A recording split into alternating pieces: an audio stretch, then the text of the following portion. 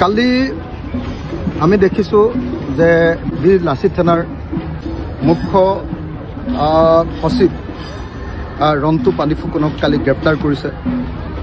তেওঁক আজি পুলিচৰ কোৰ্টৰ সন্মুখত খাৰা কৰিছে।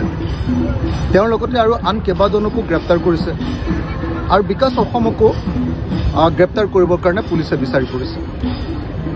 মই বীৰ লাচিত থানা সম্পৰ্কে মই একো ক'ব নোখোজোঁ। সেই সংগঠনটো সম্পৰ্কে মোৰ পজিটিভ ধাৰণাও নাই, নিগেটিভ ধাৰণাও নাই। কিন্তু এটা কথা খাটাং আপোনালোকে থাকিব পাৰে যে এই সময়ত যে তেওঁলোকৰ ওপৰত আক্ৰমণ কৰা হৈছে, মাত্ৰ এমাহ বা ডেৰ মাহৰ আগত বীৰ লাচিত থানা সম্পৰ্কে অসমৰ মুখ্যমন্ত্ৰীয়ে বৰ ডাঙৰ ডাঙৰ ভাল ভাল কথা কৈছিলে যে অসমৰ জাতীয় সংগঠন মানে বীৰ লাচিত থানাৰ নিচিনা হ'ব লাগে বুলি তেওঁ প্ৰশংসা কৰিছিল।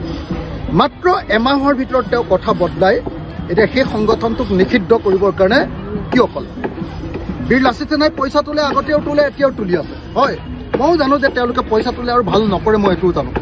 কিন্তু এই মুহূৰ্তত তেওঁলোকক কিয় গ্ৰেপ্তাৰ কৰিছে তাৰ প্ৰধান কাৰণ বেলেগ একো নহয়। সকলো সংগঠনবিলাকে লাহে লাহে জুবিন দাৰ ন্যায়ৰ কাৰণে মাত পাতিবলৈ সংগঠিত হ'বৰ কাৰণে একলগ হ'বৰ কাৰণে আৰম্ভ কৰিছিলে আৰু সেই ক্ষেত্ৰত বিকাশ অসমে এটা ভূমিকা গ্ৰহণ কৰিবলৈ চেষ্টা কৰিছিলে। আৰু মই খাটাং যে হিমন্ত বিশ্ব শৰ্মা চৰকাৰে কেৱল আৰু কেৱল জুবিন দাৰ ন্যায়ৰ কাৰণে এখন বিশাল সংগ্ৰাম হৈ যাব বুলি ভাবিয়ে, সকলোৱে লগ লাগি এক সংগ্ৰাম আৰম্ভ কৰিব বুলি ভাবিয়ে এনেকৈ বীৰ লাচিত থানাৰ ওপৰত এই আক্ৰমণ নমাইছে। মই এই আক্ৰমণক নিন্দা কৰিছোঁ। মই ৰন্তু পানীফুকনক মুকলি কৰি দিবৰ কাৰণে দাবী জনাইছোঁ আৰু বিকাশ অসমকো গ্ৰেপ্তাৰ নকৰিবৰ কাৰণে দাবী জনাইছোঁ।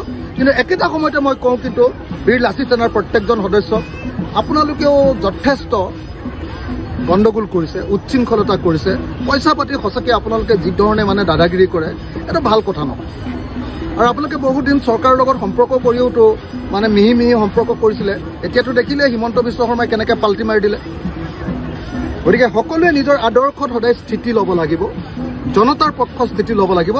মই এই মুহূৰ্তত বীৰ লাচিত থানাৰ বিকাশ অসম আৰু ৰন্তু পানীফুকনক মুকলি কৰি দিবৰ কাৰণে, বিকাশ অসমক গ্ৰেপ্তাৰ নকৰিবৰ কাৰণে আৰু ৰন্তু ফুকন আৰু তেওঁৰ সহযোগীসকলক মুকলি কৰি দিবৰ কাৰণে দাবী জনাইছোঁ। আৰু মই অসমৰ সকলো জাতীয় জনগোষ্ঠীয় সংগঠন, সকলো মানুহ, সকলো ৰাজনৈতিক দল, সকলোকে মই আহ্বান জনাইছোঁ, আহক আমি সকলোৱে মিলি জুবিন দাৰ ন্যায়ৰ কাৰণে সংগ্ৰাম গঢ়ি তোলো, আন্দোলন গঢ়ি তোলো।